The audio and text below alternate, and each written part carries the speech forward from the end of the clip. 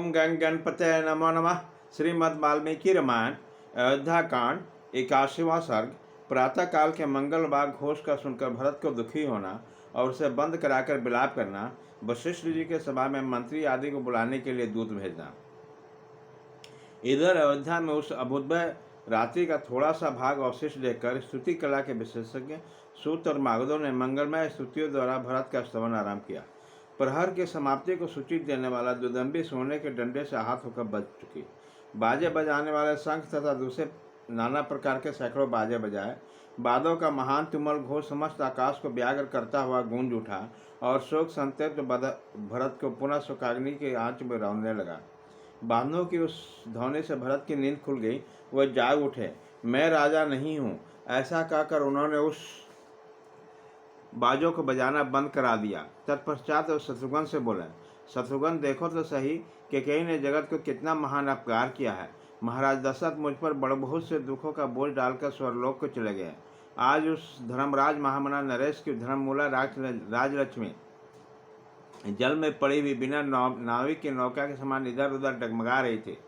जो हम लोगों के सबसे बड़े स्वामी और संरक्षक है, उन रंगनाथ जी ने भी स्वयं मेरी इस माता धर्म को तिलांजलि देकर वन में भेज दिया। इस समय भरत को इस प्रकार अचेत होकर विलाप करने वाले देख रानीवास की सारी स्त्रियां दीन भाव से फुट फुट कर रोने लगी।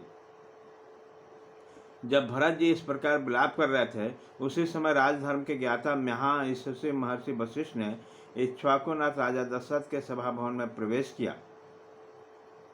जब वह सभा भवन अधिकांश स्वर्ण का बना हुआ था, उसमें सोने के खंभे लगे हुए थे। वह रमणीय तथा सभी देवताओं के सुधर्मा के सभा के समान शोभा पाती थी। संपूर्ण वेदों के ज्ञाता धर्मात्मा वशिष्ठ ने अपने शिष्यगण के साथ उस सभा में पदार्पण किया।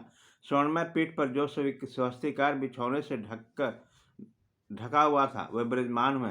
आसन ग्रहण के पश्चात उन्होंने दूतों को आज्ञा दी, तुम लोग शांत भाव से जाकर ब्राह्मण, क्षत्रियों, योद्धाओं, मातों और सेनापतियों को शीघ्र बुला लाओ। अन्य राजकुमारों के साथ यशस्वी भरत, शत्रुघ्न को, मंत्री युधाजित, सुमंत तथा और भी जो ऐसी पुरुषों सबको शीघ्र बुला लाओ। हमें उनसे बहुत से आवश्यक कार्य है। तदंतर घोड़े, हाथी और रथों से आने वाले लोगों का महान कोलाहल आरंभ हुआ। तत्पश्चात जैसे देवता इंद्र का अभिनंदन करते हैं, उसी प्रकार समस्त प्रकृतियां, मंत्री, प्रजा आदि आते देख भरत के राजा दशरथ के ही भांति अभिनंदन किया।